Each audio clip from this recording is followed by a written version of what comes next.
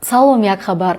Шаҳрванди 15 солаи Россия ки ба куштори Қобилҷон Алиев хонандаи 10 солаи Тоҷикистон дар яке аз мактабҳои вилояти Москва муттаҳам мебошад, барои 2 моҳ ба ҳабс гирифта шуд. ба навишти хабаргузории ТАСС, қарори ҳабси пешакии ӯро додгоҳи Тверскои Москва бо дархости Кумитаи тафтишоти Россия содир кардааст.